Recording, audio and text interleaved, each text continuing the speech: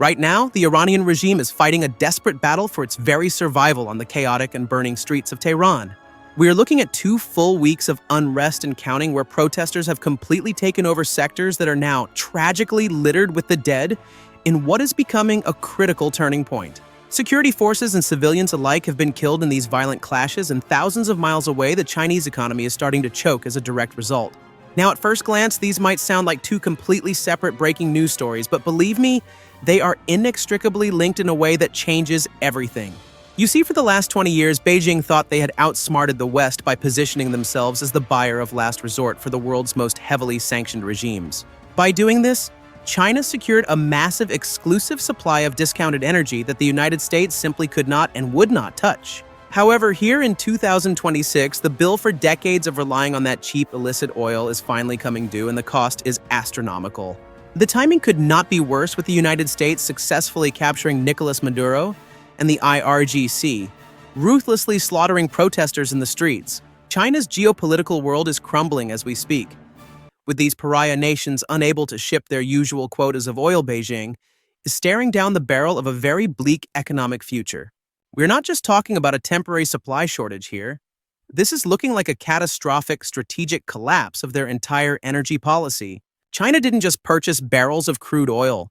They effectively bought a front-row seat to a violent revolution that they have absolutely zero power to control. To really understand how China backed itself into this corner, you have to rewind the tape and look back a few years to see the foundation of this crisis. The meteoric rise of China has always been fueled by one thing: oil. Every factory opening, every new skyscraper, and every cargo ship loaded with exports needed massive amounts of fuel to run. It was crude oil that transformed China from a primarily agrarian society into the undisputed manufacturing factory of the entire world. And despite all the talk of green energy, that fundamental reality has not shifted 1 inch even after all these years of development. Today, China consumes more oil than any other nation on Earth, second only to the United States, importing over 10 million barrels every single day just to keep the lights on and the economy moving.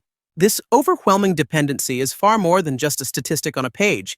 It is a massive strategic pressure point that leaves them exposed. When the oil flows without interruption, the Chinese economy thrives, but the moment that flow slows down, the entire system feels the shockwaves immediately. Transportation networks get restricted, logistical nightmares begin, and operational costs skyrocket for factories across the country. For China, oil is not just an energy source, it is the lifeblood of their development, yet simultaneously the fatal weakness that threatens to derail their future. At the absolute height of their economic boom, Beijing believed they had engineered a clever solution to mitigate this glaring weakness. Instead of competing for expensive oil on the open market, they chose a darker path. Their plan was to buy more volume than anyone else, but pay significantly less than market value by guaranteeing purchases from rogue states. They simply did not care about international sanctions, human rights violations, or political oppression standing in their way. The strategy was simple but risky: build deep relationships where the rest of the world walked away. To achieve this, China didn't just buy oil, they built a network of outcasts. Nations like Iran, Venezuela, and other sanctioned producers became the essential key pieces in this shadow energy system. While Western nations were tightening the screws with restrictions, China swooped in as the ultimate financial lifeline, quietly acquiring discounted barrels and expanding their influence in the process.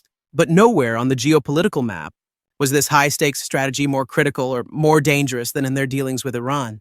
As global sanctions tightened around Tehran, China stepped in to fill the void, becoming Iran's biggest client, purchasing billions of barrels at rock-bottom prices and signing long-term pacts that most countries wouldn't touch. In the beginning, it looked like the perfect business deal for both sides of the equation. China secured a seemingly endless supply of cheap oil, and the Iranian regime gained a vital economic lifeline to keep their head above water. Over time, however, this arrangement morphed from a short-term opportunity into a structural dependency that they couldn't easily break.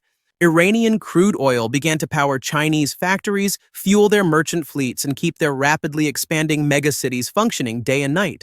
It became part of the daily rhythm of China's economy, woven into the fabric of their infrastructure. But that dependency came with a hidden cost. Iranian oil now makes up a significant chunk of China's total imports, effectively tethering Beijing's fate to a country notorious for extreme political tension and sudden shocks.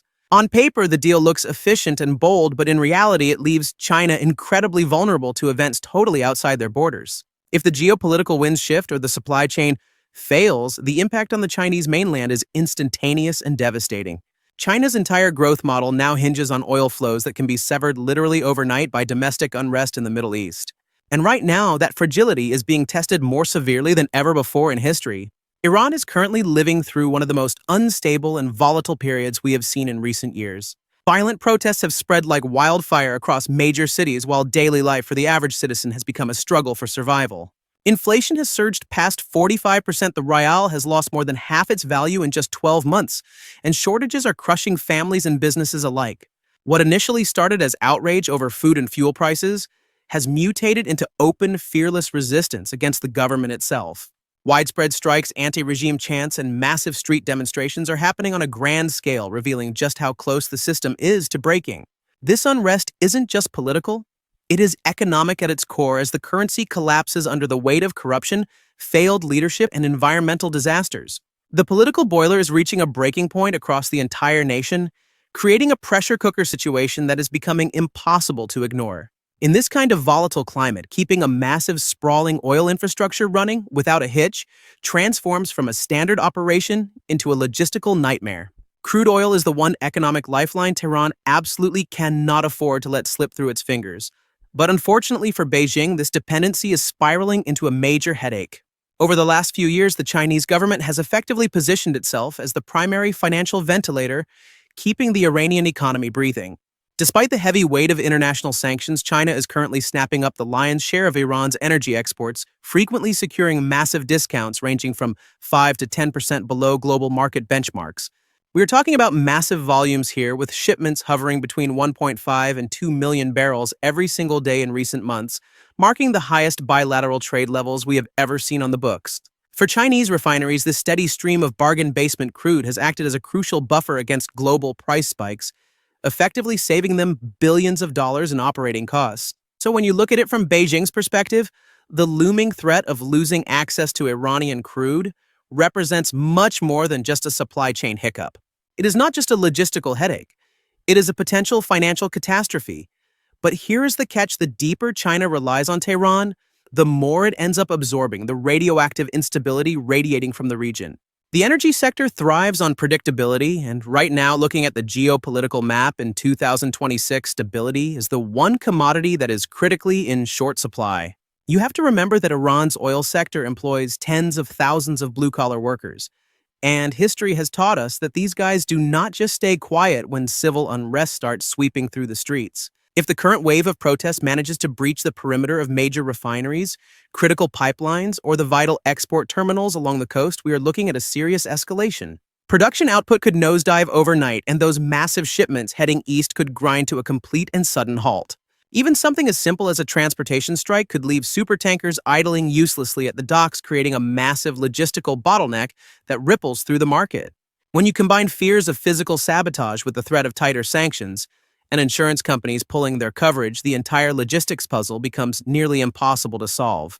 Every single day, even while the oil is technically still flowing, every new skirmish or conflict ratchets up the risk of a sudden blackout, a reality that Beijing simply cannot afford to ignore any longer. Energy strategists might be banking on Iranian crude to keep their domestic costs down, but they have absolutely zero control over the volatile events unfolding on the ground inside Iran. Every street protest, every drop in currency value, and every violent clash between demonstrators and security forces represents a direct threat to the supply chain.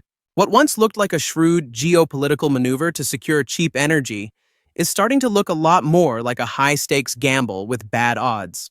With such a significant chunk of China's crude imports tethered directly to Iran, even a short-term disruption in the flow could have outsized consequences. It would force Beijing to scramble into the open market to hunt for expensive substitutes, effectively undoing the cost-saving strategy they have meticulously maintained for years. Hey, if you are still tracking this story with me, while China quietly sweats over oil barrels that might never arrive, go ahead and smash that subscribe button right now. Do it quick. Because trust me, the twists and turns in this geopolitical saga are just getting started, and you definitely do not want to miss out on Beijing's reaction when the next shoe drops. Hit subscribe, ring that notification bell, and let's keep watching this high-stakes energy drama unfold together, all right? Now let's dive right back into the chaos in 3, 2, 1. Now do not get me wrong here. Iran's oil infrastructure has not completely collapsed yet, but Something just as critical has already evaporated into thin air confidence. Even though the wells are technically pumping and the ports remain open for business, the real currency of international trade reliability is completely gone. Right now, major shipping companies are second-guessing themselves, hesitating to send their valuable vessels anywhere near Iranian waters. They are worried about indefinite delays, labor strikes, or sudden explosions, while insurers are backing off. Premiums are skyrocketing, and every single trip is becoming significantly more expensive. Even the shadow traders and middlemen, the guys who usually act as the grease keeping this illicit machine moving, are starting to get extremely cautious. What previously looked like an endless river of cheap oil is now starting to look incredibly shaky and uncertain. Every shipment now comes with a massive question mark attached to it. And for China, the strategic math has fundamentally changed. It is no longer just about importing discounted crude. By aligning themselves so intimately with Tehran, Beijing is inadvertently importing Iran's domestic instability right along with the oil. And that heavy cloud of uncertainty now hangs over every single barrel that washes up on Chinese shores. We are seeing this exact same risky pattern playing out perhaps even more vividly halfway across the world in Latin America. Alongside Iran, Venezuela has evolved into a cornerstone of China's master plan to secure discounted energy from nations currently crushed under Western sanctions. Caracas has been offloading crude at basement-level prices, and China stepped in to play the role of the buyer of last resort. Just last year, we saw nearly 500,000 barrels per day flowing directly to China, accounting for roughly 4% of their total maritime imports. These barrels were essentially a lifeline for the independent refineries in Shandong, the so-called teapots, which operate on razor-thin profit margins. But for the leadership in Beijing, Venezuelan oil represented something far more valuable than just cheap fuel. It was a critical component of a system designed specifically to insulate China from Western pressure while keeping their domestic energy costs artificially low. The economic ties between these two nations go way back. Back in 2007, under the leadership of Hugo Chavez, China and Venezuela made a massive move. They launched a massive oil for loans financing scheme through the establishment of the Joint China-Venezuela Fund. The concept was straightforward. China would funnel cash for infrastructure projects and budget support, and Venezuela would pay off the debt with shipments of crude oil over time. By the time 2014 rolled around, the total value of these loans had already skyrocketed past the $60 billion mark. Even back in 2016, the financial hole was massive, with Venezuela already on the hook for over $20 billion in outstanding debt. This wasn't just about handing over cash. The repayment terms were tied directly to physical oil barrels, locking both nations into a long-term, inescapable embrace. Most of that crude flows straight from the Orinoco Belt, and we are talking about extra heavy crude here, dense acidic, and a logistical nightmare to refine and process. Beijing had no choice but to pivot strategically, forcing their refineries to install specialized coking units just to handle the sludge. They also rolled out advanced desulfurization systems with independent plants in the Shandong province, leading the charge in this expensive retrofitting. Meanwhile, these independent refineries poured massive capital into mixing tanks, blending that thick Venezuelan heavy crude with lighter Middle Eastern varieties to make it usable. Margins were razor-thin, with operators scraping by on just $2 to $5 of profit per barrel, so every single cent of that discount mattered to their bottom line. Over the years, this dependency didn't just grow. It calcified into the very infrastructure of the energy sector, becoming business as usual. Refineries were physically re-engineered for Venezuelan crude supply chains, were recalibrated, and traders mastered the dark art of dodging international sanctions. The bottom line is simple. China constructed an entire dedicated supply chain from the ground up to accommodate this specific resource. It was a network built specifically around Venezuelan output, tethering Beijing's energy security tightly to the fate of the regime in Caracas. But now that geopolitical bet is blowing up. With Nicolas Maduro's arrest in January 2026, the political landscape in Venezuela has completely fractured. Delcy Rodriguez might technically be holding the reins, but the administration is in chaos, and the state oil giant Petróleos de Venezuela, SA, is totally exposed. Washington is already moving in for the kill, aiming to divert those oil flows straight back to the reserves of the United States of America. This puts nearly 400,000 barrels a day at risk supply that China counted on, which is now facing delays, significant cuts, or redirection elsewhere. You cannot just swap out heavy crude overnight. Finding a replacement for that specific grade is a massive logistical headache for importers. Chinese refineries are stuck between a rock and a hard place. They cannot switch to lighter crude without sinking massive amounts of time and cash into retooling their facilities. It is a double-edged sword striking all at once, and the first immediate blow is the physical shortage of the oil itself. When those tankers from Venezuela stop showing up at the docks, Chinese refineries do not have the luxury of sitting around waiting for a miracle. They are forced to scramble for alternatives on the volatile spot market, usually paying a steep premium and acting fast just to keep operations running. That means altering chemical blends on the fly, recalibrating sensitive equipment, and slashing production rates while they try to cope with the sudden changes. Every single step drives up operational costs and eats into margins, turning what used to be a cheap energy source into a massive financial liability. Then comes the second hit, and this one cuts even deeper. China's multi-billion-dollar loans to Venezuela are backed by oil deliveries, not cash payments. When the barrels stop flowing, the debt payments effectively stop too, causing joint ventures to freeze up while Beijing's geopolitical leverage evaporates. Instead of holding the cards, Beijing is suddenly left exposed and vulnerable with fewer and fewer options available to fix the accumulating mess. And remember, all of this is unfolding in an industry that was already on life support long before the current crisis began. Venezuelan output collapsed from over 3 million barrels a day in the late 90s to barely 700,000 by the start of 2026. The infrastructure is rotting from the inside out, oil fields, our depleted pipelines are leaking like sieves, and refineries are barely functioning. PDVSA is starved of skilled labor and spare parts, and when you add a vacuum and leadership to the mix, total system failure becomes inevitable. Yet despite the chaos and the crumbling assets, China is trapped. Walking away simply is not an option for Beijing right now. They have billions upon billions of dollars tied up in outstanding loans that they simply cannot afford to write off as bad debt. Their domestic refineries are purpose-built for this specific heavy crude, and the smaller teapot refineries rely on these discounted shipments just to stay alive. What once looked like a brilliant geopolitical play to bypass Western sanctions has turned into a strategic trap with no easy exit. The Venezuelan crisis is striking right at the heart of China's energy lifeline, a nation that needs to import over 10 million barrels daily just to keep the lights on. A supply shock of this magnitude is not just an inconvenience for the markets, it is a genuine national security threat. Making matters worse, these critical oil ties aren't just fraying gradually, they are being severed almost overnight, leaving no time to adapt. Beijing spent nearly 2 decades cultivating this relationship through aggressive diplomacy, massive lending, and state-backed infrastructure projects. They reconfigured their entire refining sector for this alliance, and now they are watching it all collapse in a matter of weeks, not years.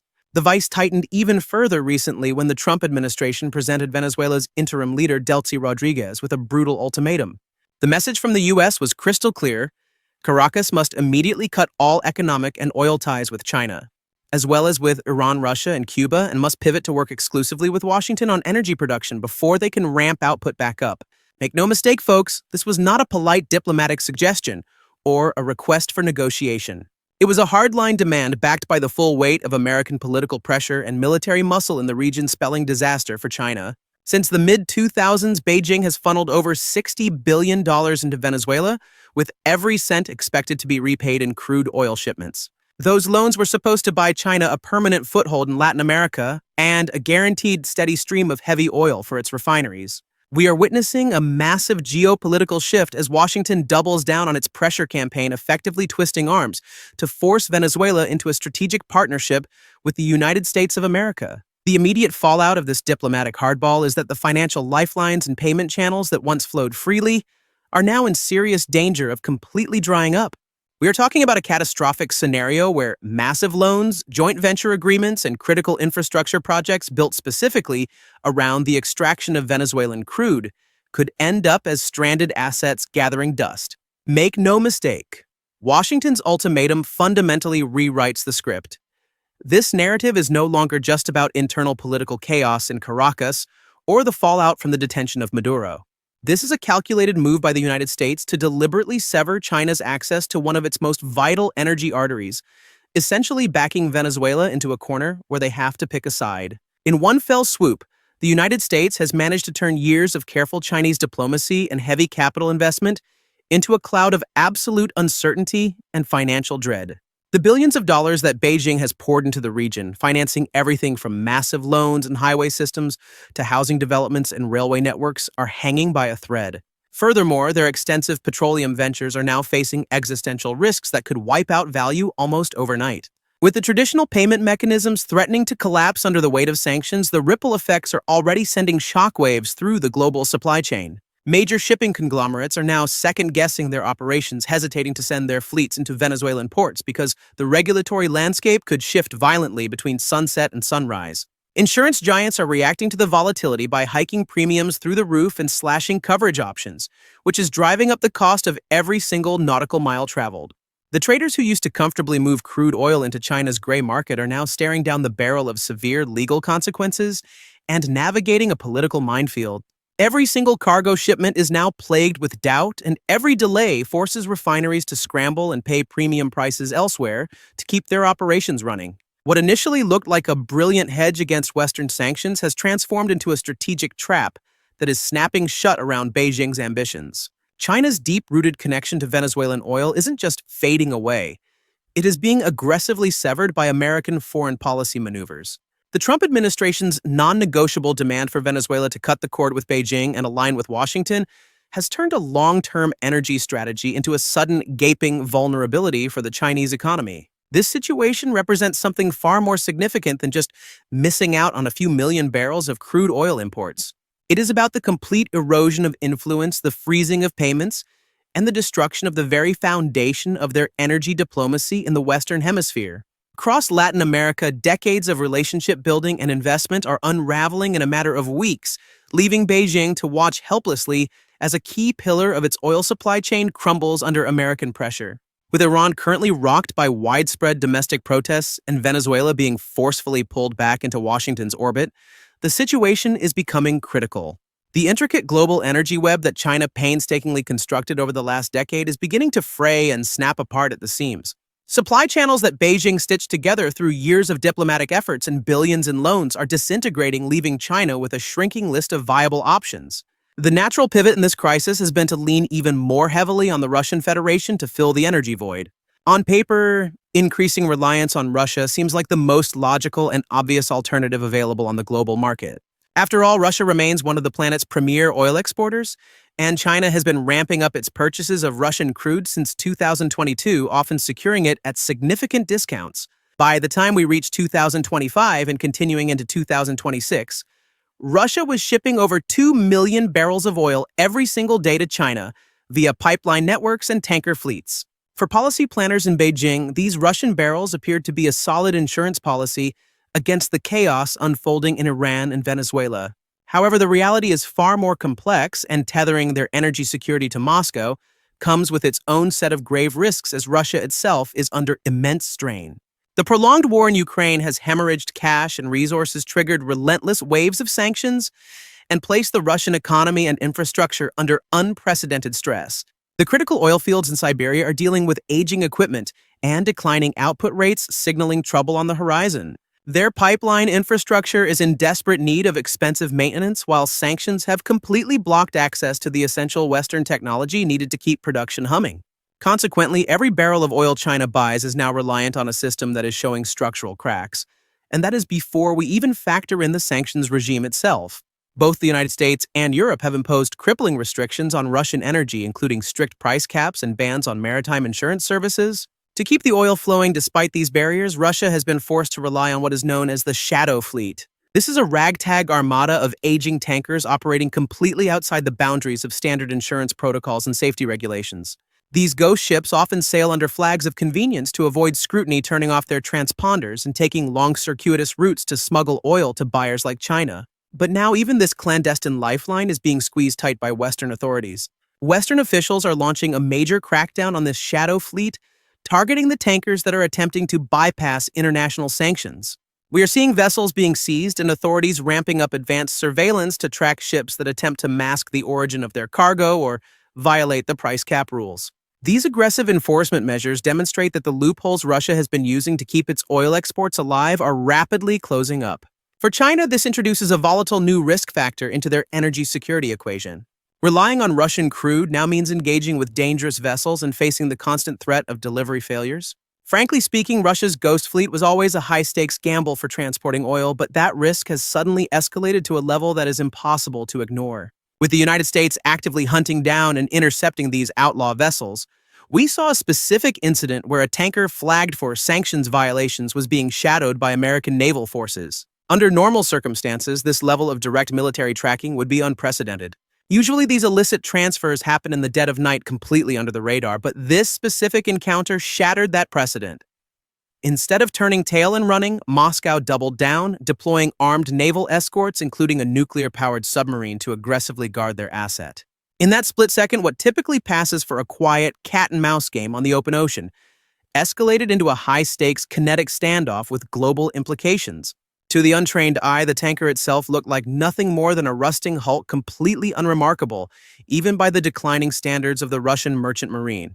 It was just one of hundreds of aging vessels in the so-called Ghost Fleet, a shadow armada specifically assembled to bypass Western price caps and circumvent international insurance regulations. These phantom ships operate in the gray zone, sailing under flags of convenience from obscure nations, running with their transponders dark to avoid detection, and burying their ownership under a labyrinth of shell companies.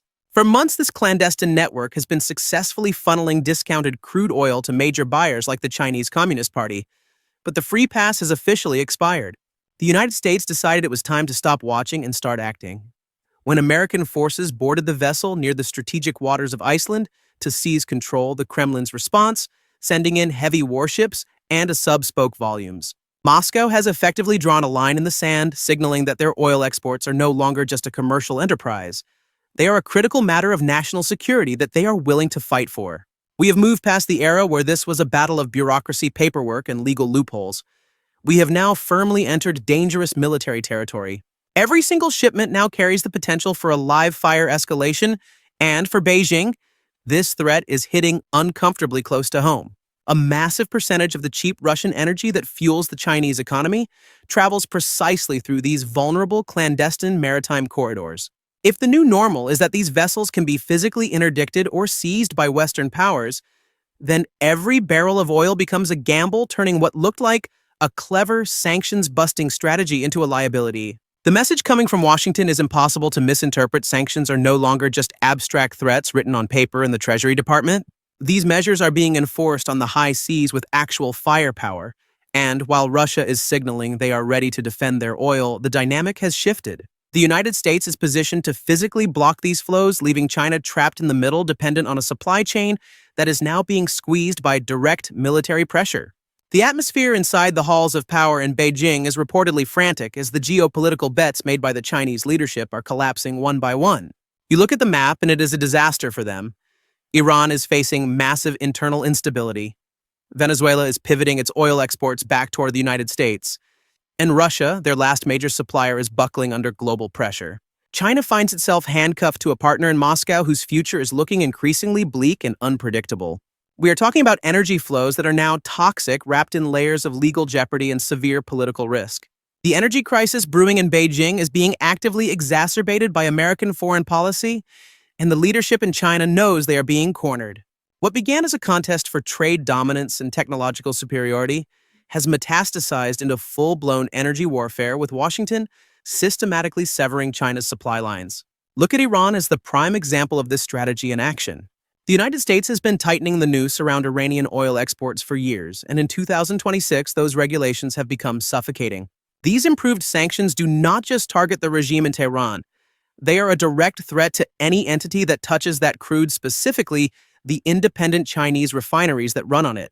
This implies that every single tanker arriving at a Chinese port brings with it a massive risk premium, even if the oil technically keeps flowing. The specter of crushing financial penalties hangs over the entire trade, and the chaos on the streets of Iran makes relying on those barrels a foolish long-term strategy. The U.S. has gone as far as sanctioning the specific vessels and shipping firms that facilitate this trade, exponentially increasing the cost and difficulty of getting Iranian crude to the Chinese market.